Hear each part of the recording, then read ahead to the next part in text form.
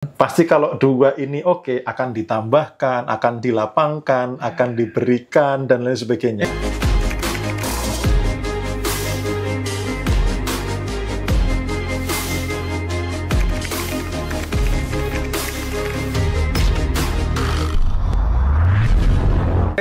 Selamat malam Mas Bimo. Selamat malam teman-teman Ripen. Kita kembali lagi di podcast Ilmu Vibrasi. Oke, siap.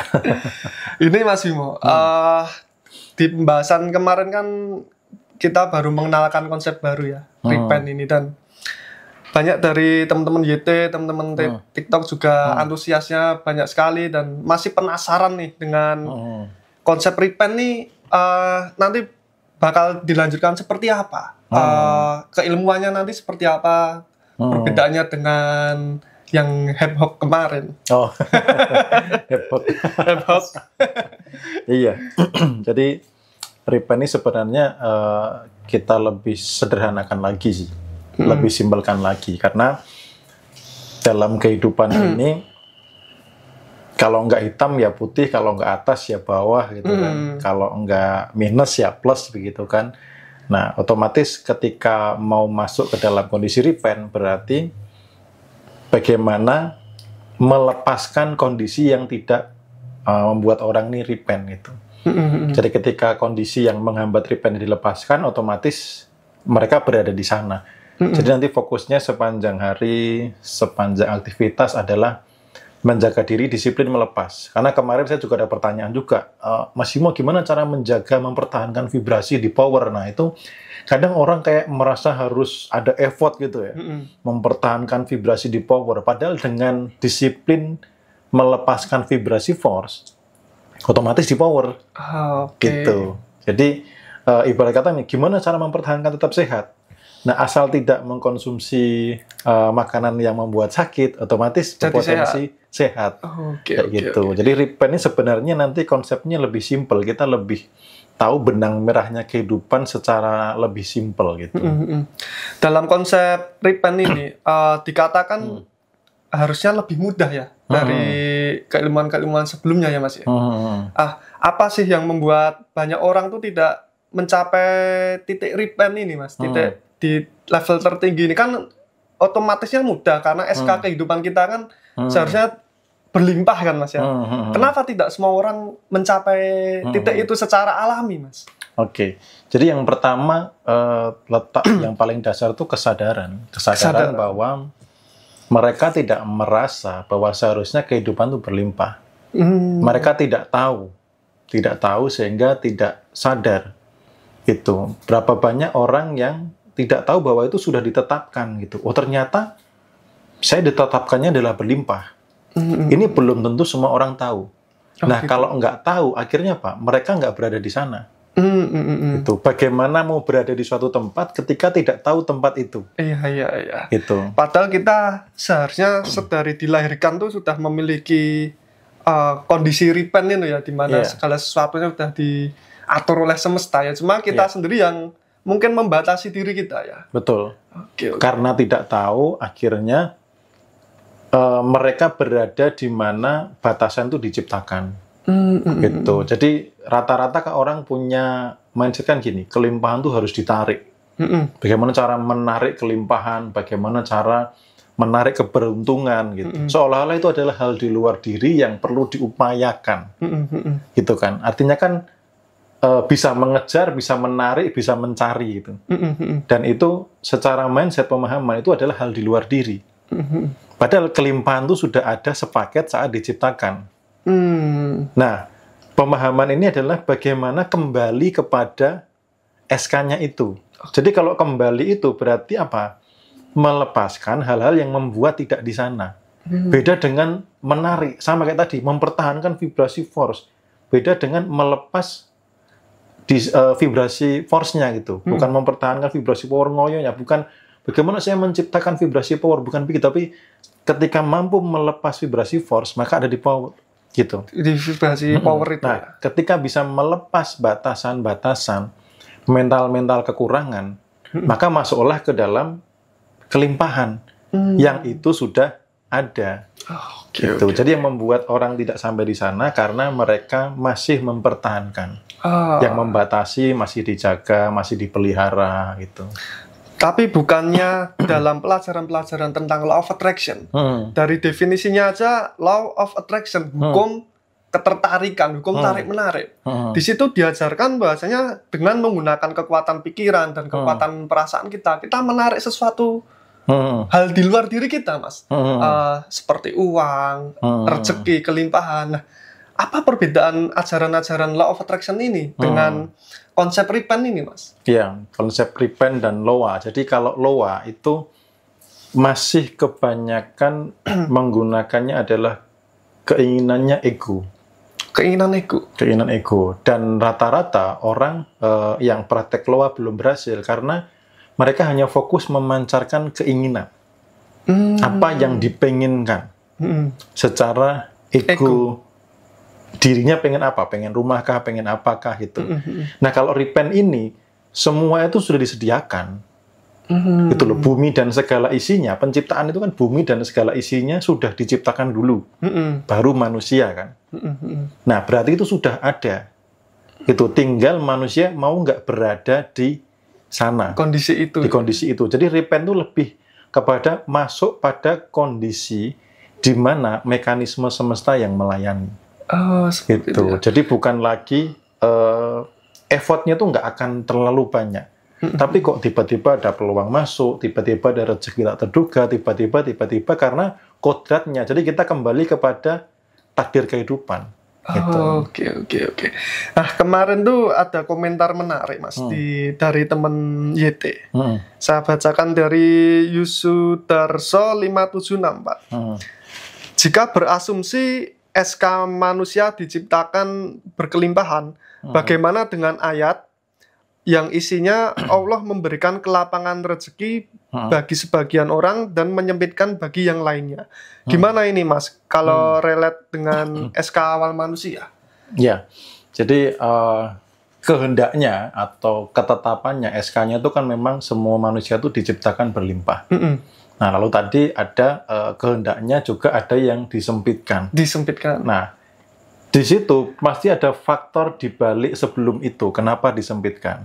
Yang pertama. Yang kedua, ketika alam ini dibuat, kan sudah ada hukumnya.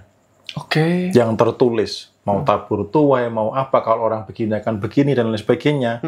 Nah, itu yang dimaksud menyempitkan itu sesuai dengan hukum yang sudah dibuat.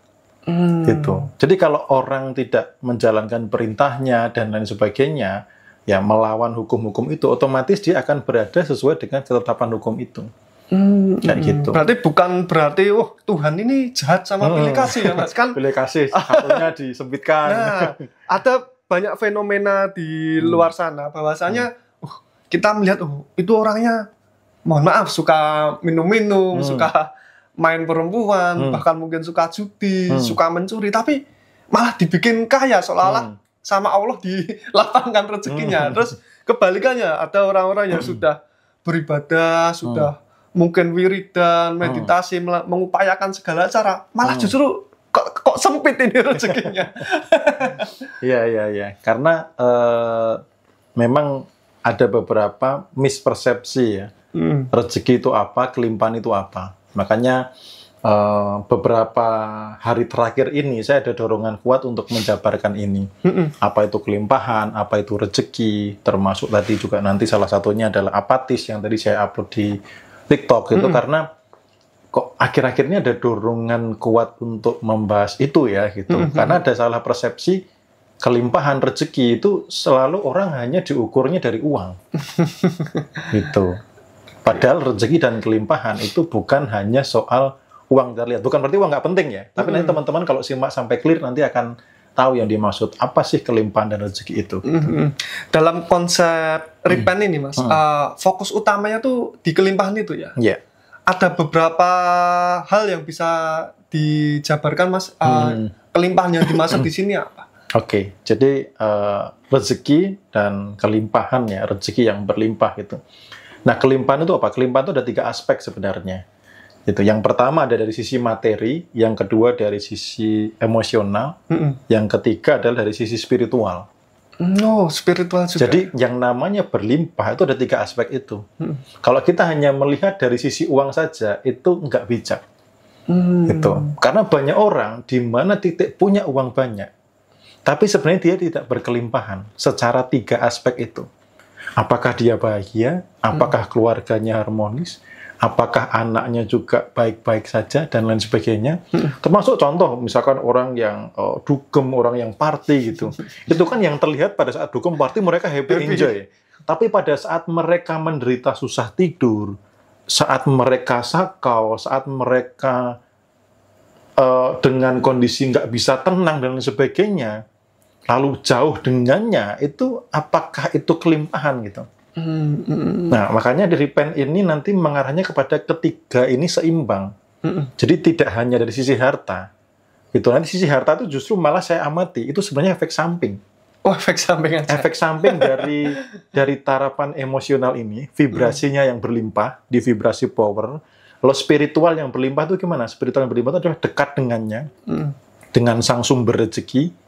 Nah, otomatis nanti dari sisi yang harta tadi, coba deh nanti cek kebenaran.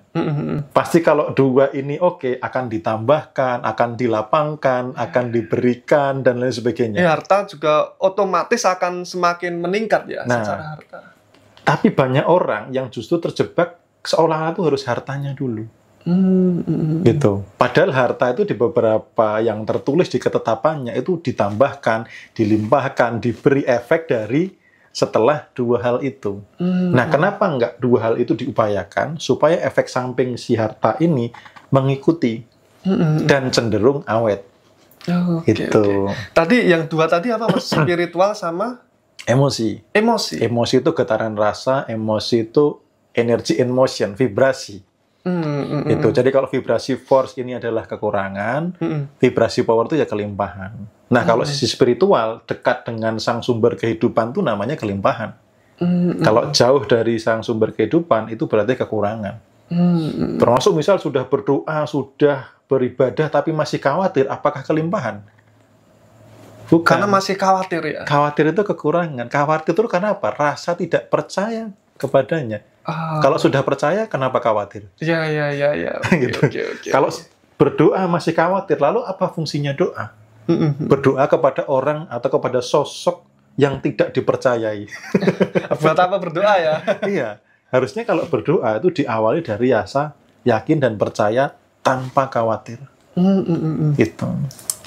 Dalam mengolah spiritualisme itu tadi dan emosi dan kelimpahan harta, apakah konsep-konsep law of attraction tetap digunakan Mas dalam repent ini?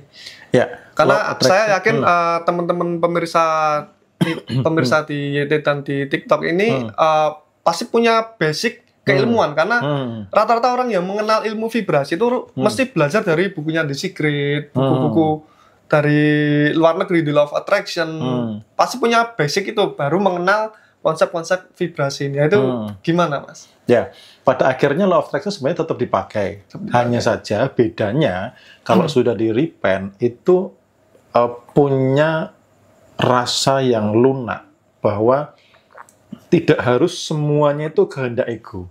Misalnya, saya pengennya rumah yang model begini, tapi kalau Allah atau Tuhan mau kasih lebih baik, saya siap. Gitu. Karena nanti di salah satu di repent itu ada arahan untuk membuka samudra kemungkinan. Membuka samudra. Gitu. Sehingga hal-hal di luar logik yang tidak masuk akal itu bisa ditarik untuk terjadi. Jadi tidak hanya berdasarkan apa sebatas logika bisa meng-create. Sebatas visualisasi, afirmasi, scripting itu kan dampak dari logika kan. Kita mikir sendiri. Database apa yang kita punya, pernah nonton apa dan lain sebagainya, itu kan akhirnya menjadi bentuk visualisasi dan sebagainya. Itu kan terbatas dari logik. Gitu. Nah, kalau repent membuka samudera kemungkinan, itu hal di luar itu pun ditarik juga untuk bisa diterima. Makanya kalau sudah dimasuk di kondisi repent, itu banyak hal-hal yang tidak masuk akal terjadi.